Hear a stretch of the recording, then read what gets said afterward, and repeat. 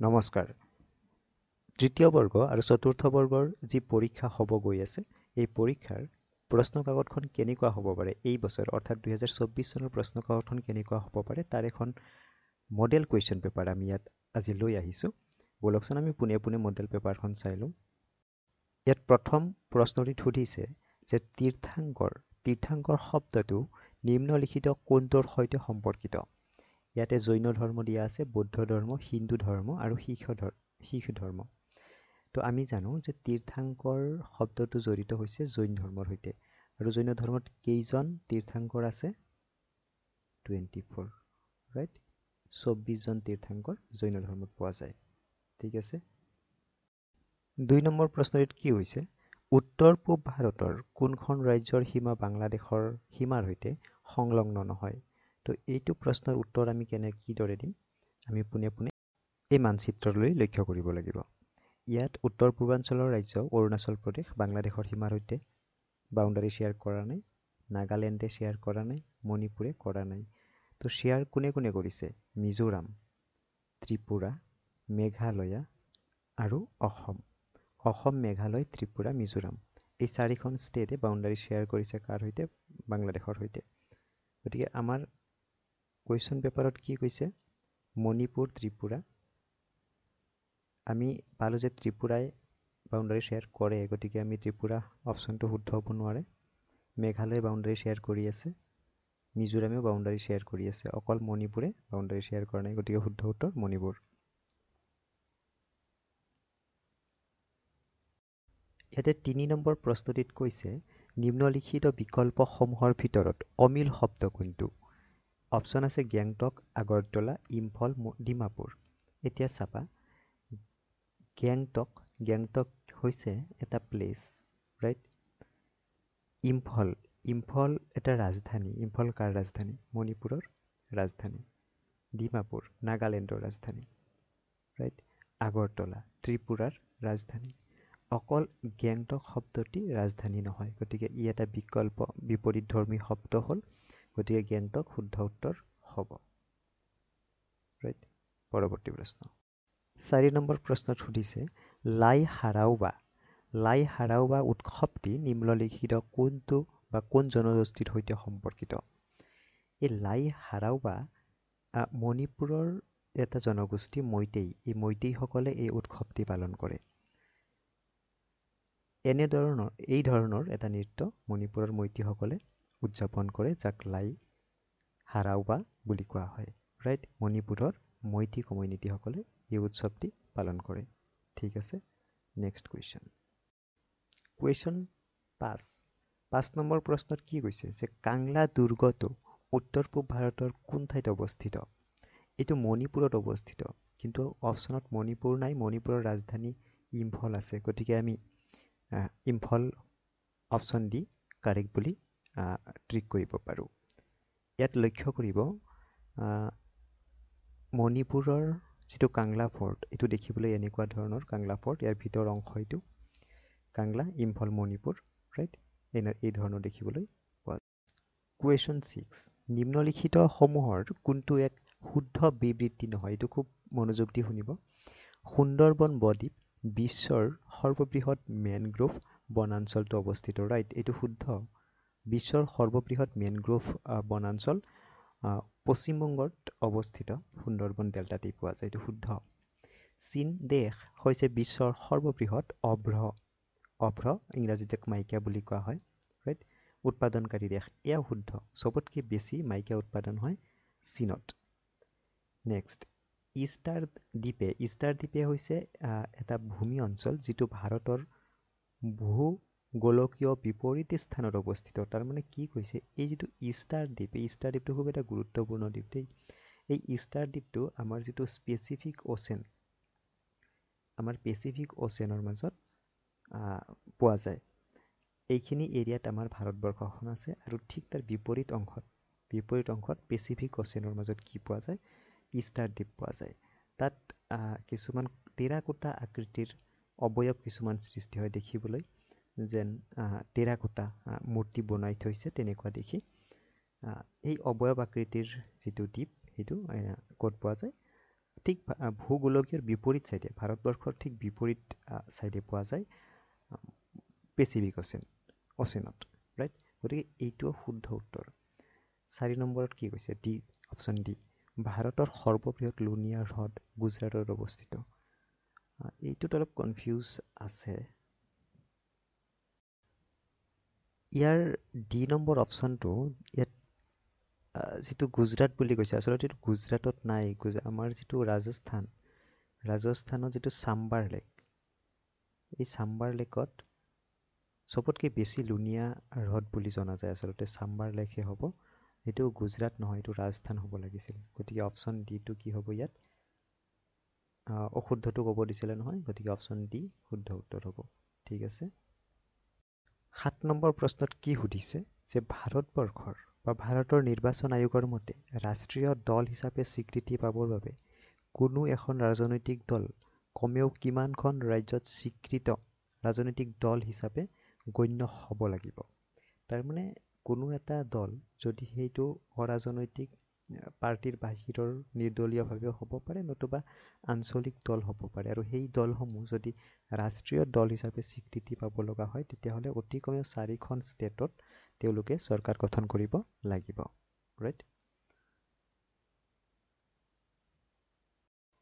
Next question 8 number নিম্নলিখিত ব্যক্তিসমূহৰ কোনগৰাকীয়ে কৈছিল স্বৰাজ মোৰ জন্মগত অধিকাৰ আৰু মই ইয়াক লভিমেই এইটো কৈছিল বাল গংগাধৰ তিলকে পোনপটীয়া প্ৰশ্ন উত্তৰটি পোনপটীয়াকৈ দি থ'লে হৈ গ'ল নেক্সট কুৱেশ্যন নং 9 কি কৈছে কোন বৰ্ষত আকবৰ আৰু হিমুৰ মাজত পানিপথৰ দ্বিতীয় যুদ্ধ কিমান হৈছিল 1556 ৰাইট 56ত ইয়াতে আৰু এটা সুধিব পাৰে এইটো নৱেম্বৰ হ'ব নৱেম্বৰৰ 5 নৱেম্বৰ 1956ত হৈছিলে আকবৰ আৰু হিমুৰ মাজত ঠিক আছে কুৱেশ্যন নং 10 ভাৰতৰ নিৰ্বাচন আয়োগে ভাৰত বিধানসভা নিৰ্বাচনত কেতিয়া পোনপ্ৰথমবাৰৰ বাবে ভোটদানৰ বিকল্পসমূহত ওপৰৰ এটাও নহয় অৰ্থাৎ নোটা বিকল্প বলবৎ কৰিছিল এই নোটা যিটো বিকল্প এইটো ভেটিং মেচিনত আহিছিল 2003 চনত 2003 চন ক'তো নাই এটা অপশ্যনে আছে গতিকে নৱেম্বৰ 2013 চন অপশ্যন বি শুদ্ধ হ'ব ঠিক আছে নেক্সট 11 নম্বৰত কি কৈছে আন্তঃৰাষ্ট্ৰীয় ন্যায়ালয়ৰ মুখ্য কাৰ্যালয় ক'ত অৱস্থিত আন্তঃৰাষ্ট্ৰীয় ন্যায়ালয় headquarter of international court of justice ICJ এইটো খুব গুৰুত্বপূৰ্ণ বস্তু দেই ICJ হৈছে ইউনাইটেড নেশ্যনছ অৰ্থাৎ ৰাষ্ট্ৰসংঘৰ ইউনাইটেড নেশ্যনছৰ যি 6টা অৰ্গেন আছে 6টা মেজৰ অৰ্গেন আছে 6 অৰ্গেন আছে এই 6টা অৰ্গেনৰ অন্যতম এটি অৰ্গেন হৈছে ICJ international court of justice খুব গুৰুত্বপূৰ্ণ এটা বিভাগ হয় 6টা অৰ্গেনৰ এটা অৰ্গেন হয় আৰু এইটোৰ হেডকোৱাৰ্টাৰ ক'ত বুলি কৈছে হেডকোৱাৰ্টাৰটো আছে option B the Hague option B শুদ্ধ উত্তৰ দ্য হেগত কি আছে আন্তঃৰাষ্ট্ৰীয় ন্যায়ালয়ৰ যিটো ICJ international court of justice তাৰে মুখ্য কাৰ্যালয় এতিয়া কথাটো হ'ল ইউনাইটেড নেশ্যনৰ 6টা অৰ্গেন কি বুলি যদি প্ৰশ্নটো আহে কেতিয়াবা আমি কি বুলি ক'ম ইউনাইটেড নেশ্যনৰ প্ৰথম অৰ্গেন হৈছে Security Council General Assembly Trusteeship right Social and Economic Council ঠিক আছে তাৰপিছত UN ছেক্ৰেটাৰিয়েট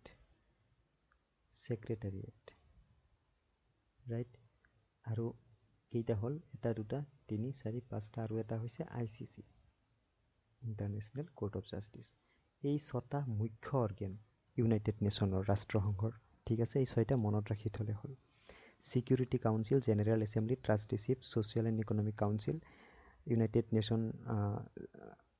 নেশ্যন এইটো কি আছিলে চিকিউৰিটি কাউন্সিল অলৰেডি ক'লোঁ ছেক্ৰেটাৰিয়েট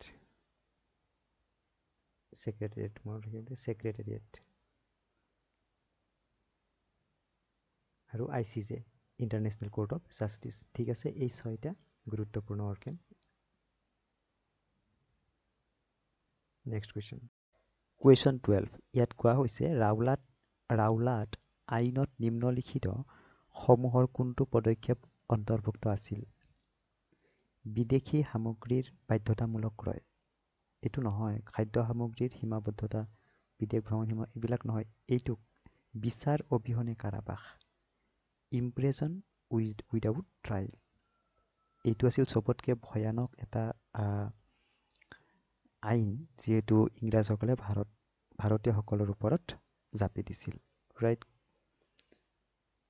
নেক্সট কুৱেশ্যনটো চাওঁ কি। কুৱেশ্যন 13 ভাৰতৰ উচ্চতম ন্যায়ালয়ে কোন বৰ্ষত প্ৰথমগৰাকী মহিলা ন্যায়াধীশক নিযুক্তি দিছিল আৰু কাক নিযুক্তি দিছিল? চন আৰু কাক মানুহজনৰ নাম ক'ব দিছে। তেওঁ হৈছে ফাতিমা বিবি আৰু চনটো হৈছে 1989। ঠিক আছে, ফাতিমা বিবি আছিল প্ৰথম ভাৰতীয় মহিলা ন্যায়াধীশ। ৰাইট। কুৱেশ্যন 14 14 নম্বৰত কৈছে যে ভাৰতীয় নাগৰিকৰ যি ভোটাধিকাৰ তাৰ ন্যূনতম বয়সৰ সীমা 21ৰ পৰা 18লৈ হ্ৰাস কৰা হৈছিল কোনটো বছৰত? সেইটো হৈছে অপশ্যন বি 1988ত। ঠিক আছে, নেক্সট কুৱেশ্যন। ইয়াত এটা সংবিধানৰ সংশোধন কৰিহে এইটো কাম কৰা হৈছিলে আৰু আৰ্টিকুলৰ যিটো পাৰ্টত সংবিধানৰ সংশোধন হৈছিল সেইটো হৈছে 326 আৰ্টিকুল 326। আৰ্টিকুল 326ৰ এমেণ্ডমেণ্ট কৰি 1988ত বয়সৰ সীমা 18 বছৰলৈকে যিটো ভোটাৰসকলৰ বয়সৰ সীমা হ্ৰাস কৰা হৈছিল 18 বছৰ বয়সলৈকে। আৰ্টিকুলটো মনত ৰাখিব। কুৱেশ্যন 15 কোনটো বৰ্ষত ব্ৰিটিছে ভাৰতৰ ৰাজধানী কলিকতাৰ পৰা দিল্লীলৈ স্থানান্তৰ কৰিছিল? কোনটো বৰ্ষত কৰিছিল? 1911। অপশ্যন এ শুদ্ধ উত্তৰ। 16 নম্বৰ প্ৰশ্নত কি সুধিছে? চুহুংমুঙৰ ৰাজত্বকালত আহোম সেনাৰ সেনাপতি তথা মূলা গাভৰুৰ স্বামীৰ নাম। মূলা গাভৰুৰ স্বামীৰ নাম কি আছিল? এইটো প্ৰায় সকলোৱে জানে। কি হ'ব অপশ্যনটি? কনচেং বৰপাত্ৰ গোহাঁই। ৰাইট, কনচেং বৰপাত্ৰ গোহাঁই। পৰৱৰ্তী প্ৰশ্নলৈ আহিছোঁ। ইয়াত 17 নম্বৰ প্ৰশ্নত কি কৈছে? কোন চনত গভৰ্ণৰ জেনেৰেল অফ ইণ্ডিয়াক ভাইচৰয় উপাধি দিয়া হৈছিল? সময় সাপেক্ষে এই যিবিলাক উপাধিবিলাক পৰিৱৰ্তন হৈ গৈ আছিল ইংৰাজৰ শাসনকালত। এইটো চন আছিল 1958। অপশ্যন বি 58ত কি কৰা হৈছিল? কিছুমান এডিশ্যনেল চাৰ্জ দিয়া হৈছিল। গভৰ্ণৰ জেনেৰেল অফ ইণ্ডিয়াক ভাইচৰয় নাম দি পেলাই কিছুমান এডিশ্যনেল মনাৰ্ক দিয়া হৈছিল, এডিশ্যনেল চাৰ্জ দিয়া হৈছিলে। গতিকে চনটো মনত ৰাখি থ'লে হ'ল, বেলেগ কথা নহয়। Option B 1858। Okay, next question. Question 18 নিম্নলিখিত কোনটো সাংবিধানিক ব্যৱস্থাৰ আধাৰতে বড়োলেণ্ড টেৰিটৰিয়েল কাউন্সিল গঠন কৰা হৈছিল?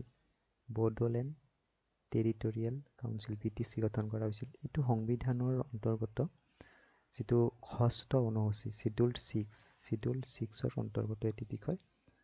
গতিকে চিডুল 6ৰ সংবিধানৰ চিডুল 6ৰ এইটো এটা ব্যৱস্থাৰ আণ্ডাৰত কি কৰা হৈছিল? BTC গঠন কৰা হৈছিল। ঠিক আছে, নেক্সট কুৱেশ্যন। কুৱেশ্যন 19 পাইকং বিমানবন্দৰ ক'ত অৱস্থিত? পাইকং বিমানবন্দৰটো দৰাচলতে আমাৰ উত্তৰ পূব ভাৰতৰ যিটো ছিকিম, এই ছিকিম ৰাজ্যত অৱস্থিত পাইকং বিমানবন্দৰ। জেনেৰেলি এনেকুৱা ঠাইত বিমানবন্দৰৰ সংখ্যা কম থাকে, যিটো হিলি এৰিয়া হয় ছিকিমটো। গতিকে ছিকিমৰ যিটো বিমানবন্দৰ সেই নাম খুব ইম্পৰ্টেণ্ট হ'ব। এইটো মনত ৰাখি থ'লে হ'ল পাইকং। অ'কে, নেক্সট কুৱেশ্যনটো কি সুধিছে চাই লওঁ। এই ছবিকেইটালৈ মন কৰকচোন। এই হৰপ্পান চিভিলাইজেশ্যনৰ সময়ৰ যিটো এনিমেল, এই ধৰণৰ শ্বেপ এটা দি পেলাই হৰপ্পান চিভিলাইজেশ্যনৰ আৰ্কিঅলজিষ্টসকলে এইদৰে পায়। এনেকুৱা ধৰণৰ সিহঁতে কি কৰিছিল? মূৰ্তি খোদিত কৰিছিল। এতিয়া আমি প্ৰশ্নটিলৈ আহিছোঁ।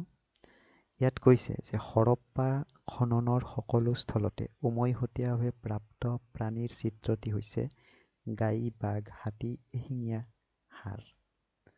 তো ইতিমধ্যে আপোনালোকে ছবি চাইছে, তো তাৰ ওপৰত বেছ কৰি ইয়াৰ উত্তৰটি ক'ব লাগে। কি হ'ব? আমি বাঘ দেখা পোৱা নাই, গাই দেখাও পোৱা নাই, হাতীও দেখা পোৱা নাই। কি পালোঁ? এশিঙীয়া হাঁড়। ঠিক আছে, ইউনিহৰ্ন বুল। এইদৰে আমি ইলুমিনেট কৰিও বহুত প্ৰশ্নৰ উত্তৰ আমি কৰিব পাৰোঁ, ৰাইট? এই ছবিটোলৈ লক্ষ্য কৰিবচোন। ইয়াত কি দেখিবলৈ পাইছে? ৰিং ন? এটা ৰিং, দুটা ৰিং, তিনিটা ৰিং, চাৰিটা, পাঁচটা ৰিং আৰু বিভিন্ন আকৃতিৰ ৰিংসমূহ আছে। ৰঙা, সেউজীয়া, ক'লা, হালধীয়া, নীলা, ৰাইট? আমি পোনে পোনে প্ৰশ্নলৈ আহিছোঁ। ইয়াত কৈছে কি অলিম্পিকৰ পতাকাখনত কেইটা আঙুঠি আছে? আঙুঠিৰ চিত্ৰ আমি কেইটা পাইছোঁ? ইয়াত পোনপটীয়াকৈ পাছত অপশ্যন বিত আমি ক্লিক কৰিব পাৰোঁ, ৰাইট? পাঁচটা আমি দেখিবলৈ পাইছোঁ। ঠিক আছে, ছবিখনলৈ লক্ষ্য কৰক। এয়া আৰ্জেণ্টিনা দেশখনৰ মানচিত্ৰ। দক্ষিণ আমেৰিকাৰ আৰ্জেণ্টিনা ইয়াৰ মানচিত্ৰ। ইয়াত দেখিবলৈ পাইছে আৰ্জেণ্টিনা আৰু বুইনছ এৰিছ ব্লাডেড কৰা আছে, বোল্ড লেটাৰত লিখা আছে, ৰাইট? কুৱেশ্যনলৈ আহিছোঁ। ইয়াত কি কৈছে? আৰ্জেণ্টিনাৰ ৰাজধানী চহৰ হৈছে, তো আমি ইতিমধ্যে দেখিবলৈ পাইছোঁ, ছবিত দেখিবলৈ পাইছোঁ বুইনছ এয়াৰ্ছ ৰাজধানী, ৰাইট? বুইনছ এৰিছ কি হয়? বুইনছ এৰিছ কেপিটেল চিটি হয় আৰ্জেণ্টিনাৰ। ঠিক আছে, অ'কে। নাও কুৱেশ্যন 23। ইয়াত কি কৈছে? এয়াৰ এছিয়াৰ মুখ্য কাৰ্যালয় ক'ত অৱস্থিত? এয়াৰ এছিয়া কি? এয়াৰ এছিয়া হৈছে এটা air service, right? Air Asia air service. ইয়াৰ মুখ্য কাৰ্যালয় ক'ত অৱস্থিত? ইয়াৰ মুখ্য কাৰ্যালয় অৱস্থিত হৈছে মালয়েছিয়াত। ক'ত আছে? মালয়েছিয়াত আছে, মালয়েছিয়া। বাট অপশ্যনত আমি মালয়েছিয়া, মুম্বাই, জাকাৰ্টা, মালয়েছিয়া নাই। কিন্তু এই যিটো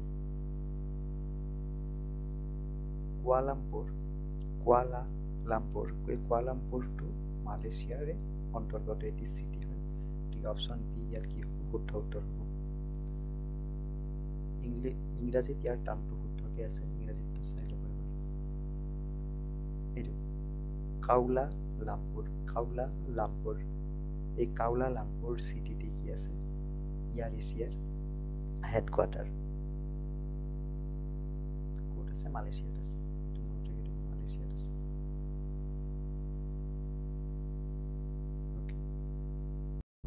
নাও কুৱেশ্যন 24। এইটো কম্পিউটাৰৰ এটা প্ৰশ্ন ইয়াত দিছে। নিম্নলিখিত কোনটো অপাৰেটিং ছিষ্টেম নহয়? এইটোতো আজিকালি চবে গমেই পাব অপাৰেটিং ছিষ্টেম নহয় বুলি কৈছে।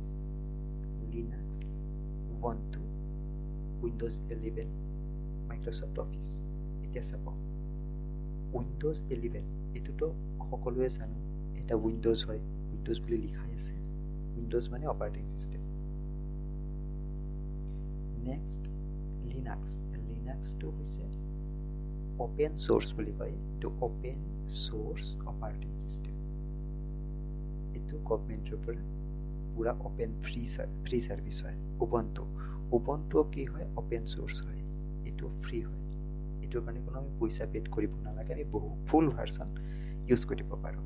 উইণ্ড'জ 11 এইটো প্ৰাইভেট কোম্পানীৰ দ্বাৰা কম্পিউটাৰৰ এটা অপাৰেটিং ছিষ্টেম হয়। এইটো আমি পাৰচেছ কৰিব লগা হয়, ৰাইট? প্ৰাইভেট। গতিকে মাইক্ৰ'ছফ্ট অফিচটো হৈছে এটা এপ্লিকেশ্যন ছফ্টৱেৰ, এইটো অপাৰেটিং ছিষ্টেম হয়। এইটো এপ্লিকেশ্যন ছফ্টৱেৰ বুলি কয় মাইক্ৰ'ছফ্ট অফিচক। Okay, next question 25। কি কৈছে? নিম্নলিখিত সমূহৰ কোনটোক ভাৰতৰ বৰ্তমান সময়ত ভাৰতবৰ্ষৰ সৰ্বোচ্চ হিমালয়? ভাৰতবৰ্ষত ইয়াত কথা আছে, ভাৰতবৰ্ষত তাৰমানে ভাৰতবৰ্ষৰ মাটিত আছে। গতিকে ইয়াত শুদ্ধ উত্তৰ হ'ব কাঞ্চনজংঘা। কাঞ্চনজংঘা ভাৰতৰ মাটিত টাচ কৰি আছে। অ'কে, বিবেচনা কৰা হয়।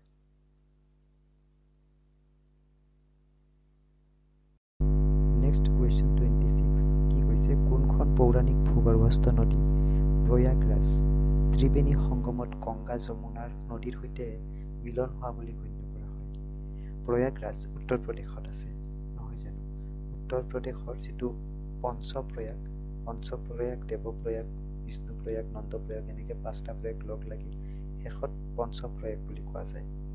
এই পঞ্চপ্ৰয়াগত কি হৈছে ত্ৰিবেণী সংগম মানে 3টা নদীৰ সংগম হৈছে গংগা এইফালৰ পৰা যমুনা নদী আহি লগ লাগিছে আৰু সৰস্বতী। কোনখন পৌৰাণিক নদী? গতিকে এই পৌৰাণিক নদীখন হৈছে সৰস্বতী। পৌৰাণিক বুলি এই কাৰণে কোৱা হৈছে এই সৰস্বতী নদীখন বৰ্তমান শুকাই গৈছে, ইয়াত কোনো ধৰণৰ পানী নাই, সেইকাৰণে ইয়াত কোৱা হৈছে পৌৰাণিক, ৰাইট? গতিকে কি 3খন নদীৰ নাম পালো? গংগা যমুনা সৰস্বতী। গংগা যমুনা সৰস্বতী এই 3খনক ত্ৰিবেণী সংগম বুলি কোৱা হয় আৰু এই ঠাইখন খুব এটা পবিত্ৰ ঠাই বুলি হিন্দু ধৰ্মৰ লোকসকলে বিশ্বাস কৰে। অ'কে,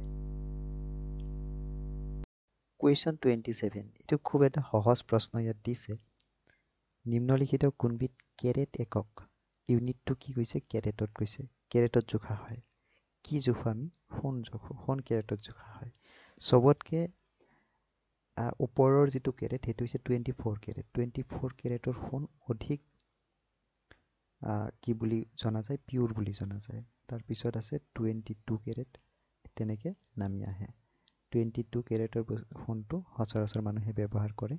24টো মানুহে জেনেৰেল ইউজত ব্যৱহাৰ কৰিব নোৱাৰে, এইটো খুব লিকুইড ফৰ্মত থাকে, সেইকাৰণে 24 যিটো কেৰেটৰ সোণ হয় সেইটো কি হয় চবতকৈ পিউৰেষ্ট হয়।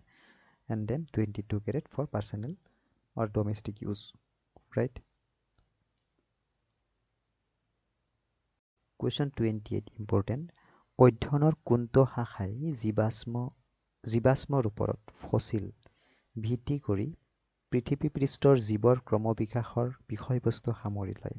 তাৰমানে জীৱাশ্মৰ ওপৰত বেছ কৰি পেলাই যিটো ষ্টাডি সেই বিভাগটোক কি বুলি জনা যায়? সেই বিভাগটোক জনা যায় পেলিয়েণ্টলজি। মনত ৰাখিব, পেলিয়েণ্টলজি। জীৱাশ্মৰ ওপৰত ভিত্তি কৰি যিটো ষ্টাডি তাক কি বুলি কোৱা হয়? পেলিয়েণ্টলজি।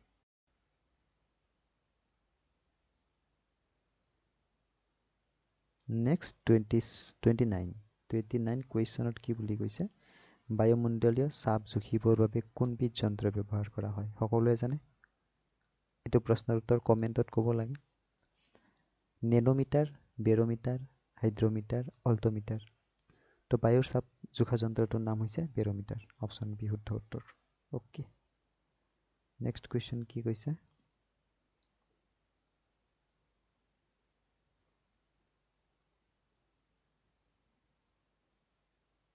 এইটো এটা খেলৰ প্ৰশ্ন 30 নম্বৰত খো-খো। এই খো-খো খেলত চেজিং টিম মোৰ কিমানজন সদস্যই খেলপথাৰত প্ৰৱেশ কৰি আঁঠুৰ ভৰত বহি থাকে?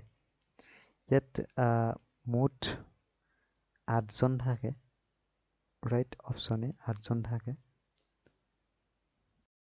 তাৰমানে ইয়াত কথাটো বহুতে বুজি নাপাব, বুজি পাইছেনে নাই মই ক'ব নোৱাৰোঁ। তাৰমানে কি কৈছে যে চেজিং টিমৰ আঁঠুৰ ভৰত বহি থাকে, মানে বহি থকাৰ কথা কোৱা নাই। তাৰমানে যেতিয়া আমি দৌৰোঁতে যেতিয়া আমি যিটো পজিশ্যন লওঁ আঁঠুৰ ওপৰত ভৰ দি পেলাই তাৰ কথা কৈছে। গতিকে 7 মিনিটকৈ ডিফাৰেঞ্চত দুয়োটা দলৰ মাজত খেলৰ আৰম্ভণি হৈ যায় আৰু প্ৰতিটো দলত কি হয় 8জনকৈ তেনেদৰে পজিশ্যন লৈ থাকে। নেক্সট কুৱেশ্যনটো চাওঁ আমি কি কৈছে। Next question 31। আমি আগবাঢ়িছোঁ 31 নং প্ৰশ্নলৈ। কৈছে নিম্নলিখিত কোনবিধ ভাৰতবৰ্ষৰ থলুৱা নহয়? অপশ্যনসমূহ চিম্পাঞ্জী, নল গাহৰি, এশিঙীয়া গড়, নাহৰ ফুটুকী বাঘ। এতিয়া এশিঙীয়া গড় ভাৰতবৰ্ষৰ কেইবাটাও ৰাষ্ট্ৰীয় উদ্যানত পোৱা যায়। নাহৰ ফুটুকী বাঘ কেইবাটাও ৰাষ্ট্ৰীয় উদ্যানত আছে। নল গাহৰি কেইবাটাও নেশ্যনেল পাৰ্কত পোৱা যায়। কিন্তু চিম্পাঞ্জীটো আফ্ৰিকা মহাদেশৰ চেণ্ট্ৰেল পাৰ্ট আৰু ৱেষ্টাৰ্ণ পাৰ্টত এই চিম্পাঞ্জীৰ পৰিমাণটো বেছি। এইটো ভাৰতত কমকৈ পোৱা যায় চিম্পাঞ্জী, ৰাইট? গতিকে শুদ্ধ উত্তৰ হ'ব option A. Okay, next question. Question 32। এইটো অতি সহজ প্ৰশ্ন। আনুষ্ঠানিক ঘোষণা অনুযায়ী ভাৰতবৰ্ষৰ ৰাষ্ট্ৰীয় বৃক্ষ কি হ'ব? ৰাইট।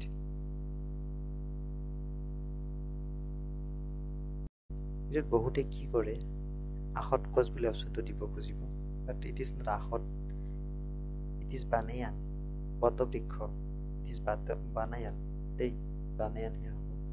আহতটো বেলেগ এটা, মনত ৰাখিব। নেক্সট প্ৰশ্নটো 33। অগ্নেশ গুঞ্জা বুয়াজুৰ অধিক জনপ্ৰিয় নামটো কি? এই প্ৰশ্নটোতে কিছুমান এনচাৰ সোমাই থাকে।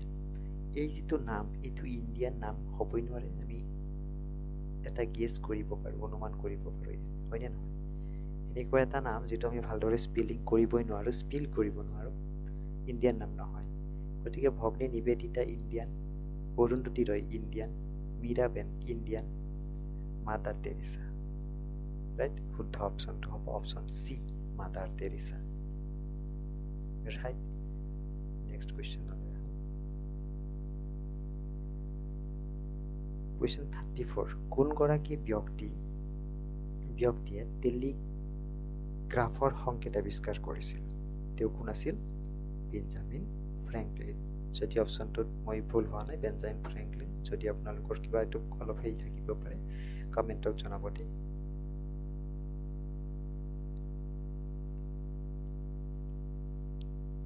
কুৱেশ্যন 35 কি কৈছে? অৰুণাচল প্ৰদেশ পূৰ্বতে নেভা নামেৰে জনাজাত আছিল। ৰাইট, নেভাৰ সম্পূৰ্ণ ৰূপটো ক'ব দিছে। নেভাৰ সম্পূৰ্ণ ৰূপ হৈছে নৰ্থ ইষ্ট, কমন আছে north east, frontier, common frontier. এতিয়া আমাৰ এটা এই এ অপশ্যনটোৰ লগত ইয়াত আমি এক্টিভিটিটো হ'ব নোৱাৰে ন, এৰিয়াটো প্ৰবাবিলিটি আছে, এছেম্বলিটো প্ৰবাবিলিটি আছে, আৰু এজেঞ্চি প্ৰবাবিলিটি আছে। ৰাইট, আৰু ইয়াৰ শুদ্ধ অপশ্যনটো হ'ব agency, north east frontier agency, option D. Okay, next 36। নিম্নলিখিত কোনটো উৎসৱ মুখ্যতঃ কেৰেলাত পালন কৰা হয়? উৎসৱ কেৰেলাত কোনটো পালন কৰা হয়? দিৱালী নহয়, পোংগল নহয়, লোহৰিও নহয়, ওনাম কেৰেলাত এটি ফেষ্টিভেল হয়। ওকে, ওনাম ফেষ্টিভেল কেৰেলা।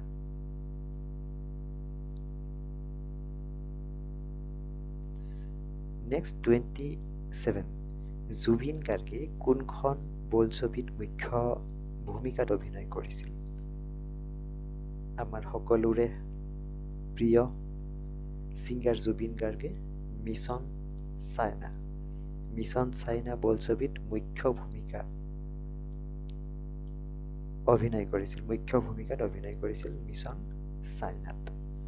আৰু এই মিছন চাইনা ফিল্মখনৰ যিটো বাজেট আছিল, সেইটো আছিল 2 crore, মাত্ৰ 2 crore মিছন চাইনা বনাই পেলাইছিলে। ওকে, আৰু খুব বেছি পপুলাৰ হৈছিলে এইখিনি সময়ত। কোনে মিছন চাইনা ফিল্মখন চালে কমেণ্ট কৰি জনাবচোন।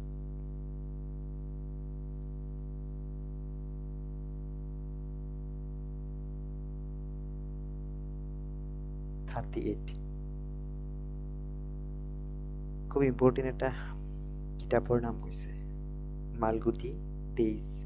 এই কিতাপখন কোনে লিখিছিল? কিতাপখন লিখিছিল R.K. নাৰায়ণ দেৱে। মনত থাকিব, এইটো পোনে মনত ৰাখিলে হ'ল, R.K. নাৰায়ণ। ওকে, এইটো চাব দেই, ইয়াতে আৰু এটা কথা আছে। আৰ কে নাৰায়ণ আৰু কে আৰ নাৰায়ণ এই দুটাত যাতে কনফিউজ নহয় কে আৰ নাৰায়ণ নহয়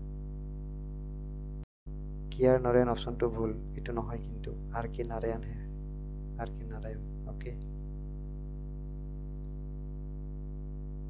নেক্সট কুৱেশ্যন 39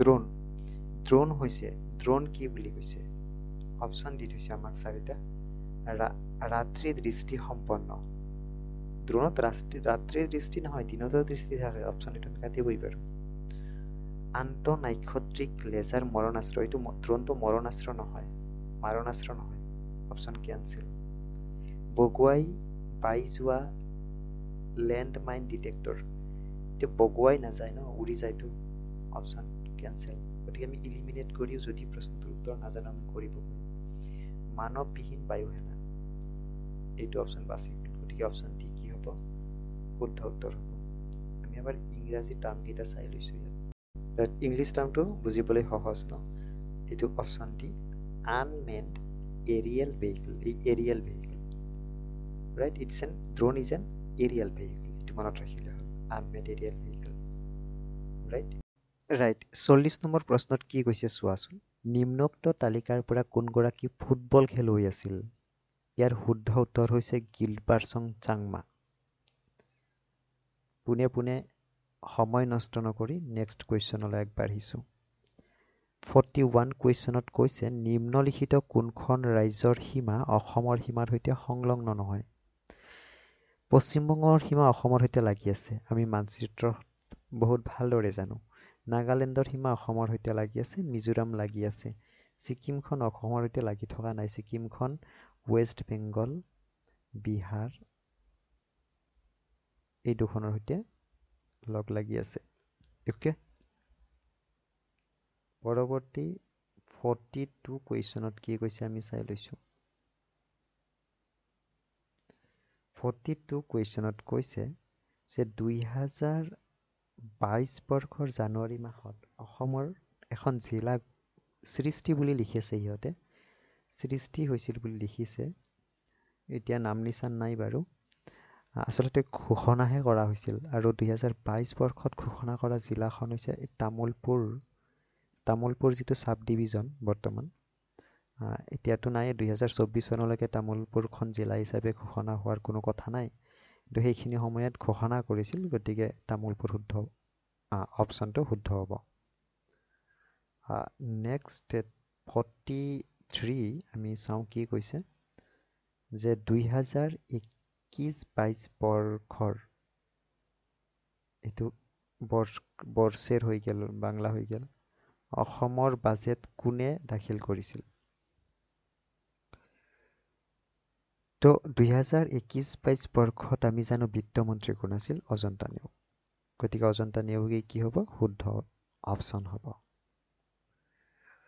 আমি পৰৱৰ্তী প্ৰশ্নলৈ আহিছোঁ 44 নিম্নলিখিত কোনখন নদী ব্ৰহ্মপুত্ৰৰ দক্ষিণ পাৰত আছে তাৰমানে আমি যে কওঁ left bank and right bank এইখন হৈছে এইটো যদি আমি ব্ৰহ্মপুত্ৰ নদী বুলি ধৰি লওঁ ইয়াৰ ওপৰৰ যিবিলাক ট্ৰিবিউটাৰী আছে সোৱণশিৰি এনেকৈ মানাছ এইবিলাকক লেফ্ট হেণ্ড বুলি ক'ব লেফ্ট হেণ্ড বা অইন এটা নাম কি আছে নৰ্দাৰ্ণ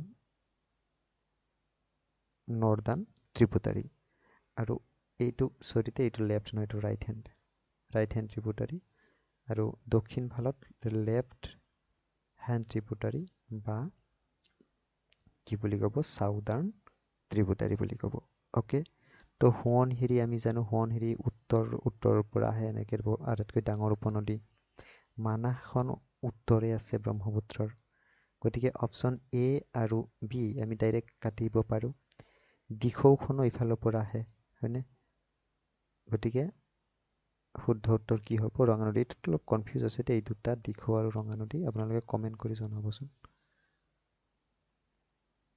নেক্সট কুৱেশ্যনটোলৈ আহোঁ 45 কি কৈছে নিম্নলিখিত সমূহৰ ভিতৰত কোনটো হৈছে আটাইতকৈ পুৰণি উৎপাদন কেন্দ্ৰৰ কথা কৈছে বঙাইগাঁও গুৱাহাটী, নুমলীগড়, ডিগবৈ। আমি জানো এছিয়াৰ আটাইতকৈ পুৰণি 1901ত এষ্টাব্লিছড হোৱা আটাইতকৈ পুৰণি তেল শোধনাগাৰ। Okay, right. নেক্সট 46, নিম্নলিখিত সমূহৰ ভিতৰত ইউনেস্কোৰ স্বীকৃত ঐতিহ্য কোনটো? আমি জানো অসমত 2খন ইউনেস্কো হেৰিটেজ চাইট আছে, 2খনেই আছে। তাৰে এখন হৈছে মানাহ, আনখন হৈছে কাজিৰঙা ৰাষ্ট্ৰীয় উদ্যান। গতিকে আমাৰ ইয়াত শুদ্ধ উত্তৰ হ'ব অপশ্যন ডি, মানাহ ৰাষ্ট্ৰীয় উদ্যান। অ'কে, 1985 চনটো মনত ৰাখি থ'লে হ'ল। 1985 একেটা চনতে কাজিৰঙাকো ৰাষ্ট্ৰীয় উদ্যানকো কি কৰা হৈছিল? ইউনেস্কোই বিশ্ব ঐতিহ্য ক্ষেত্ৰ হিচাপে স্বীকৃতি প্ৰদান কৰিছিল। ৰাইট। পৰৱৰ্তী 47 কুৱেশ্যনটো চাওঁ, কি কৈছে? কাজিৰঙা ৰাষ্ট্ৰীয় উদ্যানে নিম্নলিখিত কোনখন জিলাক স্পৰ্শ নকৰে? তো আমি সেইখন জানো যে কাজিৰঙা ৰাষ্ট্ৰীয় উদ্যান গোলাঘাট, পিছত আপোনাৰ নগাঁও, মৰিগাঁও, এইকেইখন জিলাৰ বৰ্ডাৰসমূহ টাচ কৰি আছে। কাৰ্বি আংলংখনক টাচ কৰিব পৰা নাই, গতিকে কাৰ্বি আংলংখন ইয়াত শুদ্ধ উত্তৰ হ'ব। 48, শিৱসাগৰৰ নিকটৱৰ্তী দিখৌমুখৰ সৰাগুৰি চাপৰিৰ কথা মনত আহিলে আমি এজন ব্যক্তিৰ কথা মনত আহে। তাত আজান পীৰৰ কি আছে? দৰগাহ বা সমাধিস্থল আছে। ইয়াক কেতিয়াবা দৰগাহ বুলি ক'ব পাৰে দেই। দৰগাহ মুছলমানসকলৰ সমাধিস্থল। আৰু মৈদাম, এইটো কেতিয়াবা আহে। মৈদামটো কাৰ সমাধিস্থল? মৈদাম কমেণ্ট বক্সত জনাব লাগে যে মৈদাম কোনটো সম্প্ৰদায়ৰ মানুহৰ সমাধিস্থলক বুজায়। ঠিক আছে, অসমৰ খুব এটা প্ৰতাপী এটা বংশ হয়, সেইটো বহুতে হয়তো গেছ কৰিব পাৰিছে। যোনে যোনে প্ৰশ্নটোৰ উত্তৰ গেছ কৰিব পৰা নাই কমেণ্ট কৰি জনাব। অ'কে, নেক্সট 49ত কি কৈছে? ধুবুৰীস্থিত গুৰুদ্বাৰটো কোনে স্থাপন কৰিছিল? এইটো কৰিছিল গুৰু টেগ বাহাদুৰে। Right, option B. Next 50, Asomiya খুব গুৰুত্বপূৰ্ণ দেই। অসমীয়া বোলছবিত অভিনয় কৰা প্ৰথম গৰাকী অভিনেত্ৰী আছিল আইদেউ সন্দিকৈ। অ'কে, এনেদৰে আমি আজি অহা বছৰ যি পৰীক্ষা হ'ব গৈ আছে তাৰ প্ৰশ্নসমূহ ঠিক এই ধৰণৰ প্ৰশ্নই হ'ব, কোনো ধৰণৰ ব্যতিক্ৰম নহয়। ঠিক এনেকুৱা ধৰণৰ প্ৰশ্নই আপোনালোকে অহা পৰীক্ষাটোত গ্ৰেড 3 আৰু গ্ৰেড 4 পৰীক্ষাত পাব। আপোনালোকে এই মক টেষ্টসমূহ যদি কৰি যায় তেতিয়া পৰীক্ষাৰ সময়ত কনফিউজ নহ'ব, পৰীক্ষাটো অতি ভালদৰে পাৰ হ'ব আৰু ভাল মাৰ্ক লাভ কৰাটো সহায়ক হ'ব। ভিডিঅ'টি আজিলৈকে আমি ইমানতে সমাপ্ত কৰিছোঁ। পৰৱৰ্তী 50টা ভিডিঅ' আমি পৰৱৰ্তী এটা ভিডিঅ'ত প্ৰভাইড কৰিম। তাত থাকিব আমাৰ ৰিজনিং, ইংলিছৰ গ্ৰামাৰ পৰ্চন আৰু বেছিক নিউমাৰেচি। ঠিক আছে, আজিলৈ ইমানতে সামৰিছোঁ। ধন্যবাদ।